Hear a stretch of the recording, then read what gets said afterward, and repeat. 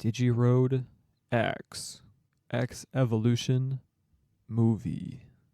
So amazing. We're not doing Frontier. We of course will go back to it with 11, but we're on the 10th DigiRoad, DigiRoad 10.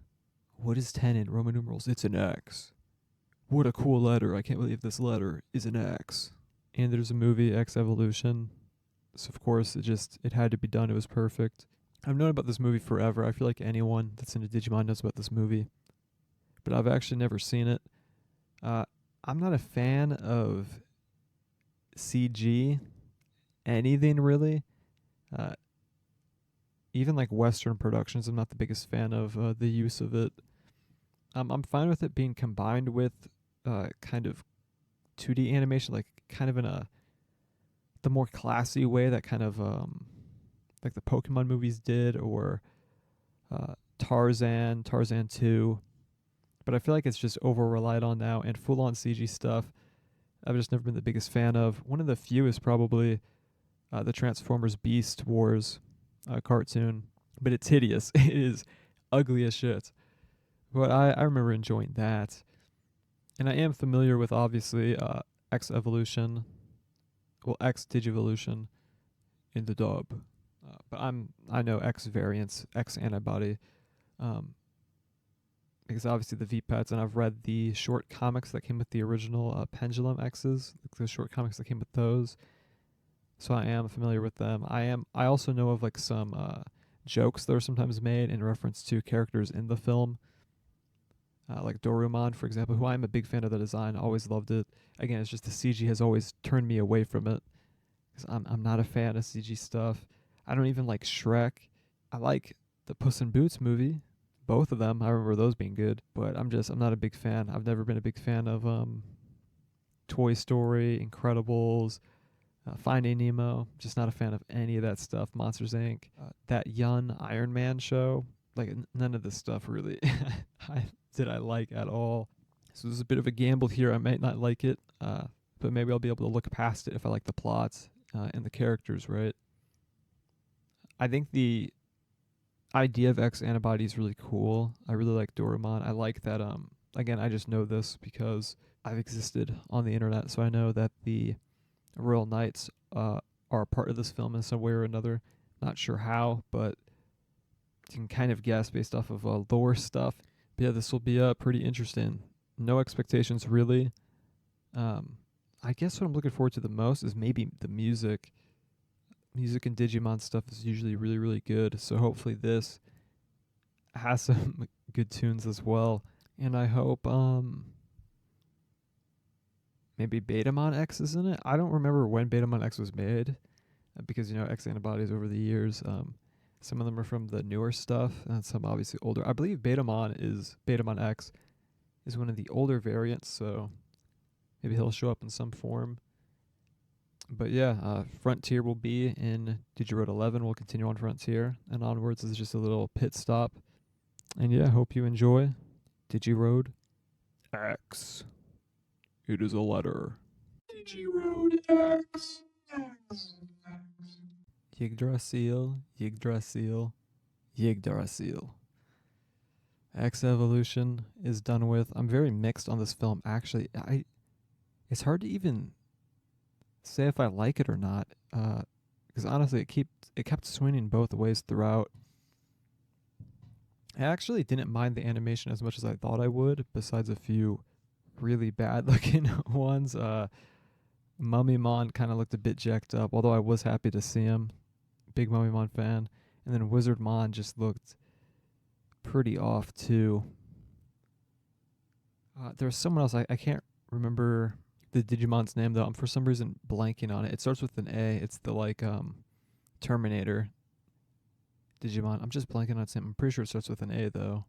Crap, I can't place it. But yeah, animation didn't bother me as bad as I thought it would. Tokamon could have been hard carrying it. Good choice. Love Tokamon. Tokamon's cute. Great VA choices as well. Dorumon's VA was just so calming, like so peaceful sounding, and it's just a great design. So it's kind of hard to mess it up even with a bit of an older computer animation. The use of Digimon with heavy like metal aesthetics to them was also very smart.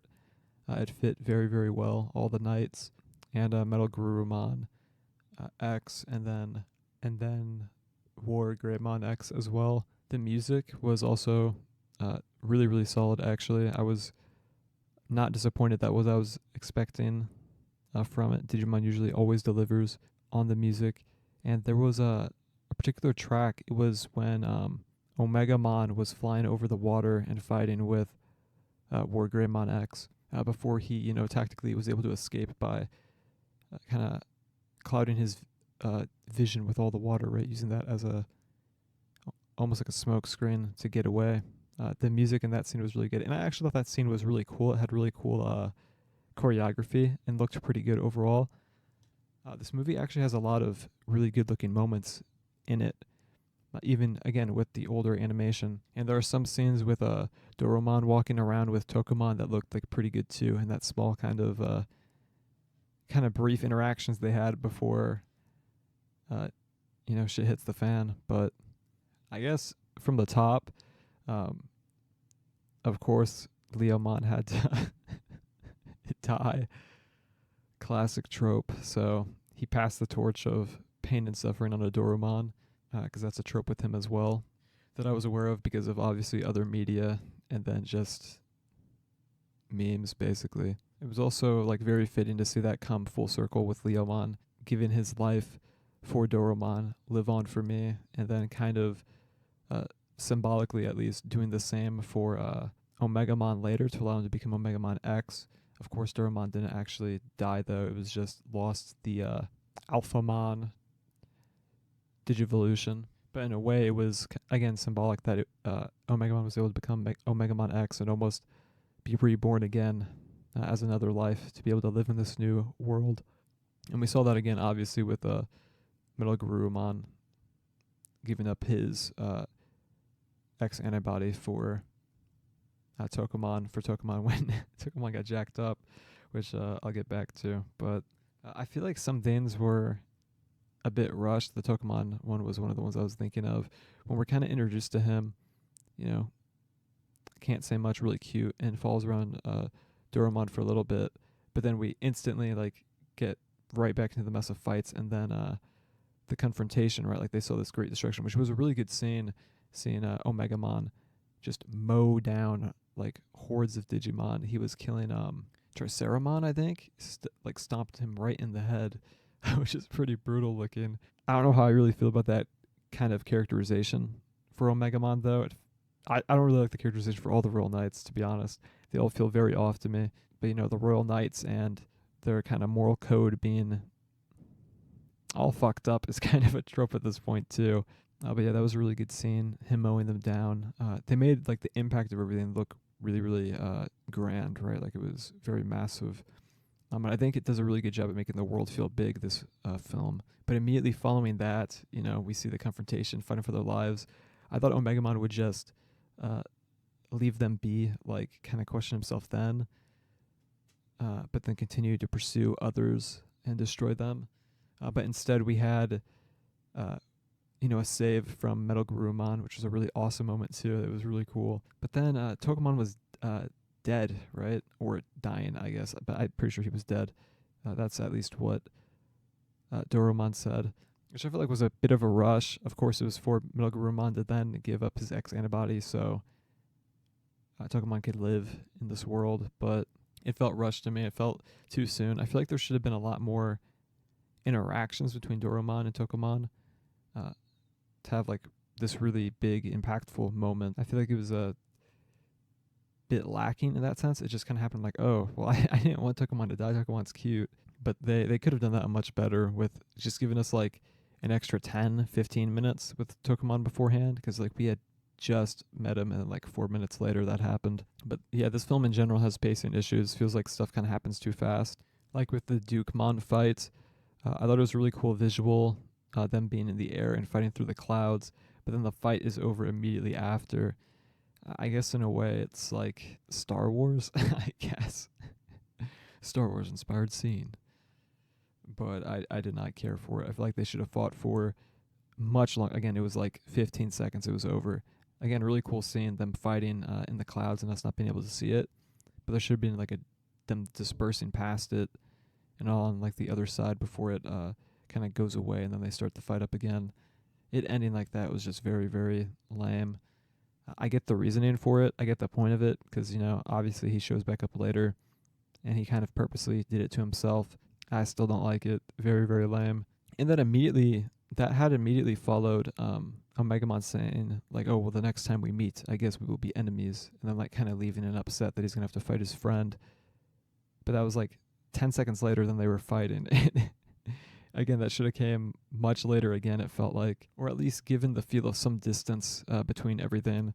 Like seeing Omegamon flying off, and then we see, like, shortly in the distance, Dukemon, like, kind of catching up to him. And then they, like, swerve off to somewhere else. Instead, it just kind of fly up, and then boom, they're there in each other's face. It was just done very poorly. Felt the exact same way for Magnamon kind of getting Dorumon and Tokamon X, kind of catching them. I feel like there should have been a big fight there when Dorumon helped Tokamon get out, but then we just kind of cut, and we see him getting kind of sucked up into digital space. It's just, and then he's captured. Not much of an explanation for it besides, the master wants him, right? It was way too sudden. And then all of a sudden, then he's down in like this dumpster field and is being helped up by Wizardmon and Mummymon. It was just very strange pacing there. It felt like out of nowhere. Like, I felt like, did I miss a scene? Did I like zone out for a couple of minutes? It felt really out of nowhere. And there wasn't really an explanation for why he was then all of a sudden, after being captured, now down into this like garbage den. But there was a pretty cool fight scene after that with all the Digimon trying to defend each other. And they do a really good job at making you scared for Tokomon's life with him being chased down because he spoke up, because he saw, Dorumon. And he's just very happy about that.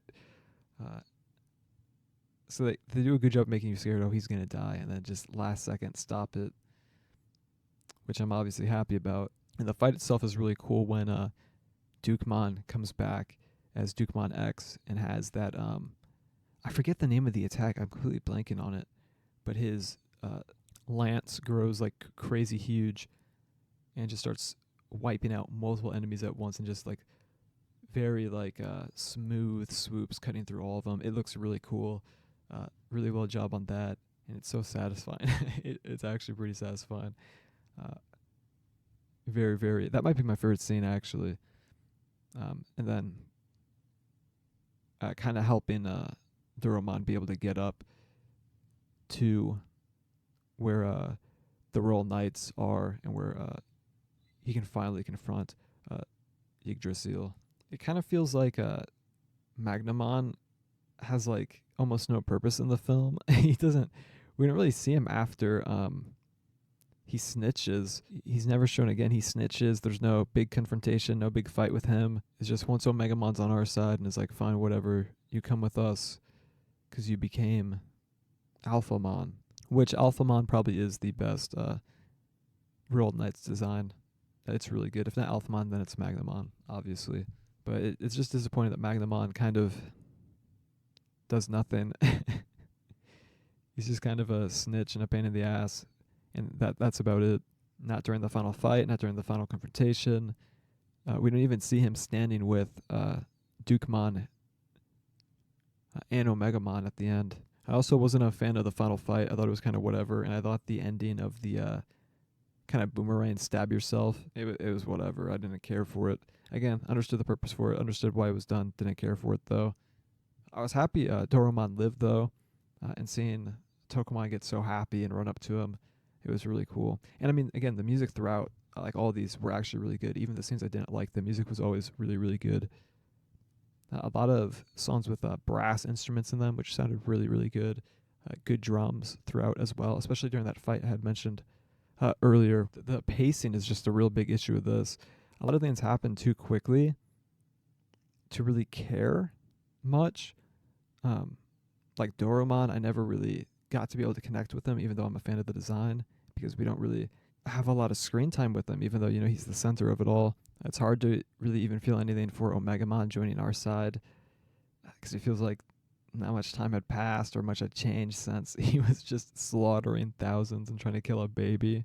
Tokomon as well. Even though I didn't want him to die and I cared for him because he's cute, they could have done a much better job at making you connect with them on a personal level instead of just, oh, it's cute, I don't want it to die.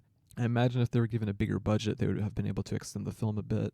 But I really do wonder if it would have worked better as a TV series, like a short TV series, OVA.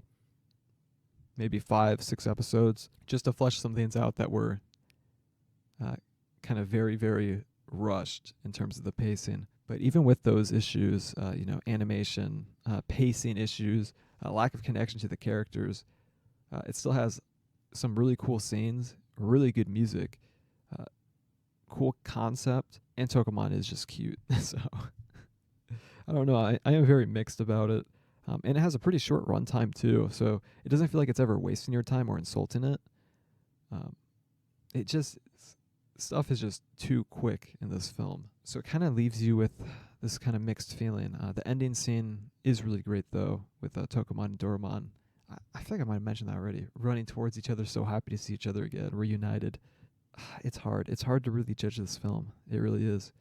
I like it. That's what I've decided. Because the more I think about it, I'm like, it was just like that ending part is cute.